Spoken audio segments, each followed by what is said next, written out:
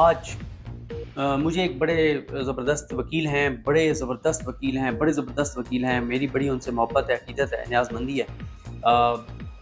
नाम भी चले उनका ले देता हूँ। मैं पहले सोच रहा था, मैंने कहा प्लीज़ सर प्लीज़ इस पे बात ना कीजिए, मामलात अभी मतलब अदालतों में। तो या फरीदी साहब की अपनी बॉडी लैंग्वेज देखनी और मंसूर अली शाह साहब, काजी साहब ने फाइल दी थी ना मंसूर अली शाह साहब को फैसले की, आप पढ़ें। ये एक फैसले की फाइल नहीं थी, ये बेसिकली काजी साहब ने आज सुप्रीम कोर्ट मंसूर अली शाह साहब के हवाले कर दिया। इस वक्त जब हम ये वीडियो रिकॉर्ड कर रहे हैं तो चीज़ें जो है वो हंगामों का आगाज़ करने की कोशिश की गई है। प्लान भी जो है वो एक्टिव हो गया। चीज़ें कल सब की बहुत ही ज़्यादा ख़राब हैं और मैं आपको बता रहा हूँ ना कि मुझे खौफनाक चीज़ें नज़र आ रही हैं। फरवरी 2025 से पहले इंतखाबात नज़र आ रहे हैं, अगर मार्शल लॉ और इमरजेंसी ना लगे। चांसेस हैं बिल्कुल, सारे मिसालें पूरे हैं मार्शल लॉ की। इमरान खान इस मुल्क के 2 तिहाई से वज़ीर आज़म बनेंगे, कोई कुछ भी कर ले। ये मैं कोई हवा में बात नहीं कर रहा, और कड़ियों 2025 तक जुड़ती हुई नजर आ रही है। इमरान खान को हुकूमत आपको देनी पड़ेगी। सर खत्म हो गया है, खत्म इनका कहानी। वो शेख रशीद तो यूं करते थे ना, यूं हाथ झाड़े और निकल गए। नहीं, वो शेख रशीद यूं करते थे ना, ये खत्म कहानी। सर बहुत शुक्रिया आपके कीमती वक्त का। वेलकम। एक लंबी इसके ऊपर कैंपेन भी चली, प्रेडिक्शंस भी हुई और काजी साहब ने अपना माइंड भी जाहिर किया। बहस भी बड़ी लंबी हुई, फिर नोटिफिकेशंस भी आए कि 3 जजेस फैसला सुनाएंगे, फिर कहा फुल बेंच सुनाएगा। फैसला आ गया है, अभी क्या होगा? देखें, एक तो काजी फाइज़ा साहब जो है ना, ये पूरी समातों में अगर आप टोटल टाइम काउंट करें और उसमें से आधा टाइम सिर्फ काजी फाइज़ा साहब बोले हैं और बाकी आधा टाइम जो है वो तमाम बुकला और तमाम जजेस मिला के वो बोले। लेकिन हैरान कुन तौर पर काजी फाइज़ा साहब जो हैं, जो कोई भी नोट नहीं कर रहा है, इस बात पे ज़्यादा बात नहीं हो रही कि काजी साहब ने अपना तो नोट कुछ लिखा ही नहीं है। उनका तो कुछ भी नहीं है। उन्होंने तो जमाल खलील साहब से इत्तफाक किया है, उनका अपना कोई नोट नहीं है। तो इसका मतलब ये है कि काजी साहब ने अगर अपना नोट लिखा था और फ्लोट किया था तो काजी साहब के नोट पे एक जज भी उनकी रज़ामंदी नहीं था और इसलिए काजी साहब ने नोट ही अपना सरेंडर कर दिया, विड्रॉ कर लिया और एक और जज जमाल खलील साहब के नोट पे उन्होंने दस्तखत कर दिया। ठीक है, पहले जो आया कि 3 जजेस फैसला सुना देंगे, बाकी बेंच निकल गया और फिर फुल बेंच आ गया। उसकी रीज़न ये थी कि काजी साहब को तो क्योंकि फैसला उन्होंने पढ़ लिया था, तो वो ये नहीं चाहते थे कि इस तरह से 13 जजेस बैठें और लाइव कवरेज हो और पूरा पाकिस्तान देखे, पूरी दुनिया देखे कि काजी साहब को जो है वो शिकस्त हो गई है और सारा कुछ। मैं आपको बताऊँ, आज मुझे एक बड़े ज़बरदस्त वकील हैं, मेरी बड़ी उनसे मोहब्बत है, अक़ीदत है, न्याज़मंदी है। नाम भी चले उनका ले देता हूँ। मैं पहले सोच रहा था कि उनका नाम पता नहीं उन्होंने ये बात ऑन द रिकॉर्ड करने की इजाज़त है या नहीं है, नाम ले देता हूँ। बैरिस्टर साद रसूल साहब, मुझे बड़ी अक़ीदत है उनसे। तो साद रसूल साहब से भी बात हो रही थी तो उन्होंने कहा कि वो जो काजी साहब ने फाइल दी थी ना मंसूर अली शाह साहब को फैसले की, आप पढ़ें। ये एक फैसले की फाइल नहीं थी, ये बेसिकली काजी साहब ने आज सुप्रीम कोर्ट मंसूर अली शाह साहब के हवाले कर दिया। वसीम मलिक साहब भी मैं ख्याल एग्री करेंगे, इधर सामने बैठे हुए हैं, ठीक है, कि आज बाकायदा तौर पे जैसे फौज में होता है ना कि जाने वाला आर्मी चीफ आने वाले आर्मी चीफ को रस्म अदा हो गई, ठीक है। तो काजी साहब ने बेसिकली आज सुप्रीम कोर्ट जो है वो हैंड ओवर कर दिया मंसूर अली शाह साहब बाकायदा तौर पर। अब सब मंसूर अली शाह साहब को देखेंगे और मेरा ख्याल है कि काजी साहब अब इरेलीवेंट हो चुके हैं। और एक तो ये बात है, लेकिन मैं आपको बताऊँ, इस वक्त जब हम ये वीडियो रिकॉर्ड कर रहे हैं तो चीज़ें जो है वो हंगामों का आगाज़ करने की कोशिश की गई है, तसादुम शुरू करने की कोशिश हो गया। मुस्लिम लीग नून के कारकुनान के नाम पे कुछ लोगों ने एक्सप्रेस हाईवे को ब्लॉक किया है, आग लगाई है और इस वक्त अहमद वड़ाइच हों या मुगीस अली हों या महविश जो रिपोर्टर हैं कोर्ट्स को कवर करती हैं वो हों या मुकद्दस फारूक अवान हों, ये सब ट्वीट्स करके एक बात पूछ रहे हैं कि इस्लामाबाद पुलिस कहाँ है? वो इस्लामाबाद पुलिस जो पूरे इस्लामाबाद में तहरीक इंसाफ का झंडा लेके किसी को नहीं निकलने देती, वो इस्लामाबाद पुलिस जिसको किसी गाड़ी के ऊपर, किसी टैक्सी के ऊपर पीटीआई का झंडा भी लगा हुआ हो तो उसको रोक के और बंद कर देती है, किसी मोटरसाइकिल के ऊपर भी पीटीआई का झंडा लगा हुआ हो तो उसे पकड़ लिया जाता है। तो इतना बड़ा सुप्रीम कोर्ट के 8 जजेस के खिलाफ, 9 जजेस के खिलाफ, जिनमें से 4-5 जो हैं फ्यूचर के चीफ जस्टिस हैं, उनके फैसले के खिलाफ आग लगाई जा रही है, सड़क ब्लॉक है, एक्सप्रेस हाईवे ब्लॉक है, पुलिस कहाँ है? और पता नहीं है किसने, वो एक अकाउंट है ना अमजद उनका नाम है, अमजद खान, उन्होंने बड़ा ज़बरदस्त उन्होंने ट्वीट किया। उन्होंने कहा कि ये बताएं, सबसे पहले तो मेरा सवाल है कि मुस्लिम लीग नून के पास इस्लामाबाद में इतने कारकुन आए कहाँ से? सवाल तो ये है, ये आए कहाँ से, मेरा भी सवाल नहीं ये तो मुझे भी नहीं पता, मुझे भी नहीं पता कि ये लोग कहाँ से आए। मतलब हैरान कौन है ना कि मियां नवाज शरीफ साहब जिंदगी और मौत की कश्मकश में बताए गए थे जब प्लेटलेट्स गिरने वाला ड्रामा किया गया था। तो ख्वाजा आसिफ साहब का इंटरव्यू ऑन रिकॉर्ड है काशिफ अब्बासी साहब के साथ। उन्होंने कहा कि लाहौर में 10 लोग भी नहीं निकले मियां साहब के लिए। लाहौर वो शहर है कि शरीफ खानदान ने अपनी पूरी ये जो 30-40 साल सियासत है, जब जब इक़्तिदार में आए हैं 70-80% पैसा जो है वो शरीफ खानदान ने लगाया लाहौर पे, और बाकी 70-80% बाकी 20% जो है वो उन्होंने पूरे पंजाब पे खर्च किया। यानी लाहौर पे इतना पैसा उन्होंने लगाया। उस लाहौर में जब मियां साहब एक हॉस्पिटल में मौजूद थे और बताया गया कि मियां साहब का कि प्लेटलेट्स गिर गए हैं, तो 10 लोग भी नहीं निकले। ख्वाजा आसिफ साहब ने बात, या कुछ कारकुनानों ने कहा कि नहीं निकले।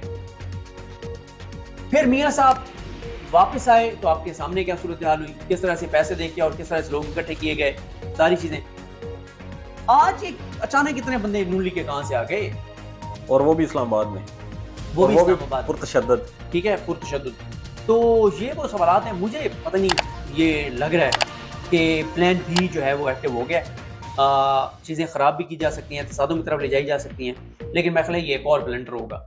चीज़ें अगर इस तरफ ले जाने की कोशिश की गई, एक और ब्लंडर होगा और चीज़ें मुझे लगता है कि हाथ से निकल जाएंगी। काजी साहब जब आए तो बड़ी उम्मीदें थी बहुत से लोगों को कि काजी साहब मैनेज कर लेंगे, बहुत सी चीज़ें आगे बढ़ जाएंगी, रंदा जो है वो पीटीआई पर फेर दिया जाएगा।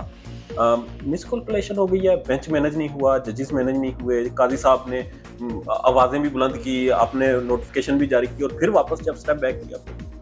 देखें, मेरा ख्याल है कि काजी साहब के ऊपर इन्हिसार करने वालों ने भी मिसकैलकुलेट किया है और काजी साहब ने भी मिसकैलकुलेट किया, और काजी साहब के ये तसव्वुर में नहीं था।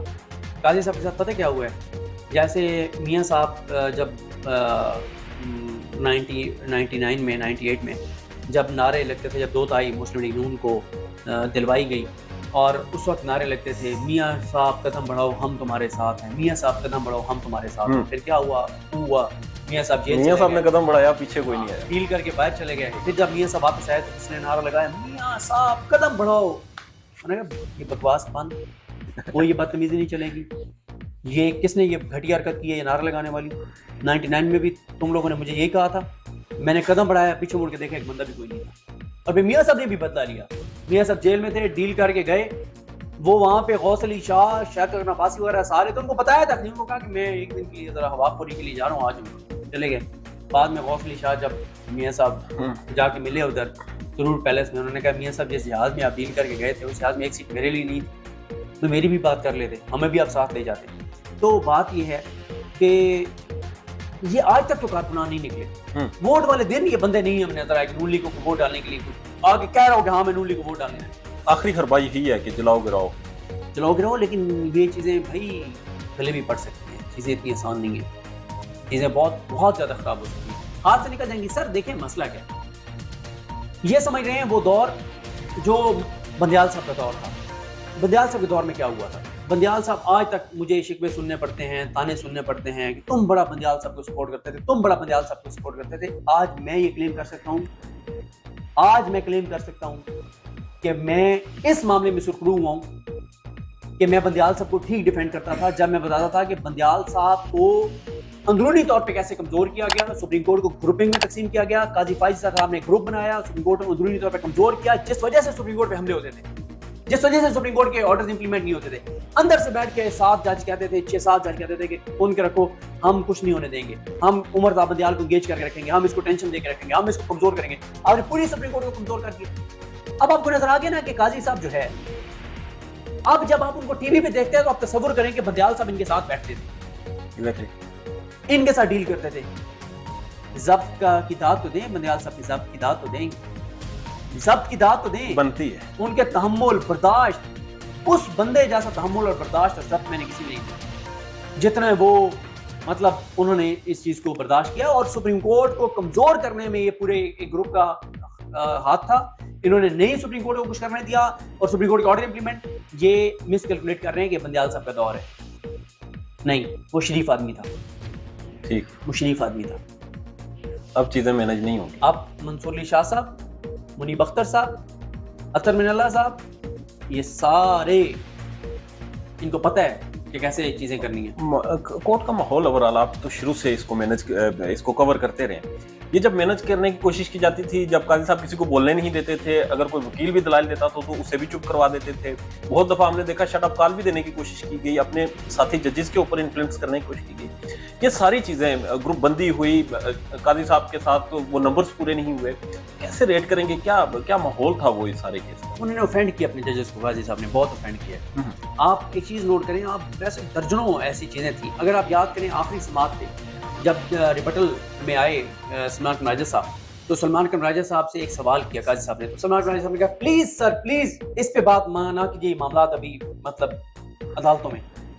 तो याहिया अफरीदी साहब की अपनी बॉडी लैंग्वेज देखनी और मंसूर अली शाह साहब, उन्होंने एक दूसरे को देखा, मतलब आंखों में कहा कि यार क्या कर रहे हैं काजी साहब। और फिर याहिया अफरीदी साहब को कहना पड़ा सलमान कमराजा साहब को कि सलमान साहब आप सुन लीजिए, रिस्पॉन्ड मत कीजिए, जवाब ना दीजिए। अगर इस हद तक चीजें आ जाए, फिर काजी साहब ने देखा ना अपने जजेस को कैसे ऑफेंड किया कि आप 6 जजेस के साथ नहीं खड़े हुए, आप अपनी अदलिया के साथ नहीं खड़े हुए, आपने फैसल वोडा को उल्टा सोमोटो लेके बचाया, आपने सोमोटो लेके मुस्तफा कमाल को बचाया, आप एक बार भी अपने जजों के साथ नहीं खड़े हुए, ठीक है, आपके जजेस पे अटैक होता रहा, आप नहीं खड़े हुए।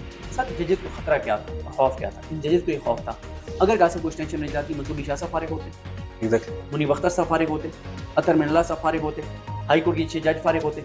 ये इनको खदशा था और खतरा था कि काजी साहब जो है वो अगर इनको एक्सटेंशन मिल गई तो ये अदालती निज़ाम को तहस नहस कर देंगे और ये डिलीवर करेंगे इस हुकूमत को, इस निज़ाम को, और ये वो खौफ था। और फिर देखें अदलिया के अंदर एक बात है कि यार अदलिया को आपने बिल्कुल टके टोकरी कर दिया, बिल्कुल टकेगा नहीं छोड़ा। आज अदालती फैसलों को जूते की नोक पे हुकूमत और उसके इदारे रखते हैं। मगर आज का जो फैसला आया इससे तो पता चल गया कि अदलिया खड़ी हो गई है, खड़ी हो गई। सर देखें Malik Shahzad Ahmed Khan chief justice Lahore high court थे ना, 5 चीज़ें उन्होंने की हैं, इज्जत कहाँ से कहाँ चली गई है लाहौर हाई कोर्ट, ठीक है। फिर काजी साहब को कहना पड़ा, जब बार बार वो ट्रिब्यूनल वाले केस में ऑनरेबल हाई कोर्ट कहा जा रहा था तो उनको गुस्सा आ गया कि हाई कोर्ट को ऑनरेबल क्यों कह रहे हैं, इलेक्शन कमीशन को ऑनरेबल क्यों कह रहे हैं। मतलब देखे ना कि मतलब मलिक शहजाद वहाँ बैठे तो उस अदालत को ऑनरेबल ना को। अब आप आज देख लें, देखिए काजी साहब ना, काजी साहब का एक नुकसान नहीं हुआ, काजी साहब के बहुत नुकसान हो गए। एक तो वो 3 जज लेके आए सुप्रीम कोर्ट में, 2 जजों ने बता दिया कि वो कहाँ खड़े। एक मलिक शहजाद साहब, वो तो पहले से पता है कि कहाँ खड़े, आइन के हवाले से, इंसानी हकूक़ की पामालियों के हवाले से उनकी जो कमिटमेंट है। दूसरे थे अकील अब्बासी साहब। अकील अब्बासी साहब ने बता दिया उस ट्रिब्यूनल वाले केस में कि उनका माइंड सेट क्या है। इरफान सादत साहब छोड़ गए, बाकी बातें खत्म कर लें। बाकी तो छोड़ें, एक तरह से काजी साहब के मौक़िफ़ के साथ तो यानी जहाँ पे काजी साहब ले लाना चाहते थे वहाँ, यानी वो खैर काजी साहब से आगे चले गए मोइनुद्दीन खान साहब, लेकिन काजी साहब के साथ तो नहीं खड़े हुए ना। काजी साहब के साथ तो उन्होंने बड़ी अदालत में काजी साहब सब कुछ करने के बाद सपोर्ट, 7 लोग चलते थे, सारा दलासे भी थे, हमायत भी थी, और अकेले रह गए। हाँ बिल्कुल, काजी साहब अकेले रह गए और चीज़ें काजी साहब की बहुत ही ज़्यादा ख़राब हैं। और मैं आपको बता रहा हूँ ना कि मुझे खौफनाक चीज़ें नज़र आ रही हैं, खतरनाक चीज़ें नज़र आ रही हैं। मुझे लगता है लीगल पैराहे में अगर देखा जाए तो आखिरी जो उनके पास पत्ता था वो काजी साहब थे, अब मामला खतरनाक तरफ जा गए। आज काजी साहब ने वो साद रसूल साहब वाली बात है कि आज उन्होंने हैंड ओवर कर दिया सुप्रीम कोर्ट मंसूर अली शाह साहब, जब उन्होंने कहा कि ये आप फैसला। सीटें जो हैं वो पाकिस्तान तहरीक इंसाफ को मिल गई, चूंकि पाकिस्तान तहरीक इंसाफ की, इमरान खान की, उन तमाम लोगों की एक बड़ी जीत है जो खड़े रहे और मुश्किल तरीन अदवार में उन्होंने जेलें भी काटी, मारें भी खाई। आगे क्या माहौल आपको नजर आता है पार्लियामेंट में? पार्लियामेंट में जाहिर है पार्लियामेंट नहीं चल सकेगी। पार्लियामेंट इन 24 जो 20, 22, 23, 24 खवातीन आ रही हैं ना पीटीआई की नजरियात की एग्रेसिव, जिन्होंने मार खाई है, चलने देंगी कौमी असम्बली। पंजाब में 20-25 खवातीन जाएंगी, सनम जावेद वगैरह ये सारी चलने देंगी असम्बली। मरीम नवाज चला सकेगी असम्बली? सर खत्म हो गया है, खत्म इनका कहानी। वो शेख रशीद जो यूं करते थे ना, यूं हाथ झाड़े और निकल गए, और नहीं वो शेख रशीद यूं करते थे ना, ये खत्म कहानी। मिड टर्म इलेक्शन होंगे, किधर जाएंगे चीजें? कोई लीगली नजर नहीं आ रही। मुझे पता नहीं क्यों फरवरी 2025 से पहले इंतखाबात नजर आ रहे हैं, अगर मार्शल लॉ और इमरजेंसी ना लगे। चांसेस हैं बिल्कुल, सारे मिसाले पूरे हैं माशाल्लाह। ये जो आग लग रही है, ये जो जलाओ गिराओ का एक सिलसिला शुरू किया गया है, ये कड़ियां जुड़ती हैं। देखें ये हालात जब ख़राब करने होते हैं ना तो फिर सिर्फ एक जगह आग लगाने से काम नहीं करता, मुनज़्ज़म तरीके से कुछ जगहों पे आग लगवानी पड़ेगी तब जस्टिफाइड होगा। लेकिन मेरा ख्याल है कि वो भी आप देखना जजेस जब बैठेंगे तो इतना आसान नहीं है। आप जो भी इमरजेंसी है जो भी आप करेंगे, जुडिशरी खड़ी हो गई है तो इतना आसान नहीं होगा। वो जो इतना आसान था मैनिपुलेशन करना और इतना आसान था कि टेबल पे बैठ के लिख देना कि ये करेंगे, वो 8 फरवरी से चीज़ें मिसमैनेज होना शुरू हुई और फिर देखें, आज वो पीटीआई जिसका नाम आप नहीं ले सकते थे टीवी पे, इलेक्शन वाली रात चल रहा था, पीटीआई की हमायत याफ्ता तो वो ख़त्म करवाया गया कि आज़ाद उम्मीदवार लेंगे, पीटीआई की हमायत याफ्ता, पीटीआई लफ्ज़ नहीं आना चाहिए टीवी पे, इमरान खान लफ्ज़ नहीं आना चाहिए। आज पीटीआई की रिवाइव कर दी जजेज ने, 5 चीफ जस्टिस हैं फ्यूचर की, जिन्होंने रिवाइव कर दिए पीटीआई की। इमरान खान का फ्यूचर क्या देखते हैं इन सब हालात में आप? इमरान खान, ज़ाहिर है अल्लाह ताला उनकी हिफाजत करे, अल्लाह ताला उनकी ज़िंदगी की हिफाजत करे। इमरान खान इस मुल्क के 2/3 से वज़ीर आज़म बनेंगे, कोई कुछ भी कर ले, ये मैं कोई हवा में बात नहीं कर रहा। कड़ियों 2025 तक डूबती हुई नजर आ ठीक रही है, इमरान खान को हुकूमत आपको देनी पड़ेगी और उसकी वजह इमरान खान की वो सपोर्ट है जो पाकिस्तान के अंदर 70-80% लोग उसकी सपोर्ट में खड़े हुए हैं, उसके साथ खड़े हुए हैं। इमरान खान को आपको एक बार हुकूमत देनी पड़ेगी। आप वो मरियम औरंगज़ेब का बयान नहीं था, रोएं, चीखें, पीटें, जो मर्जी करें, एक बार इमरान खान वज़ीर आज़म बनेगा।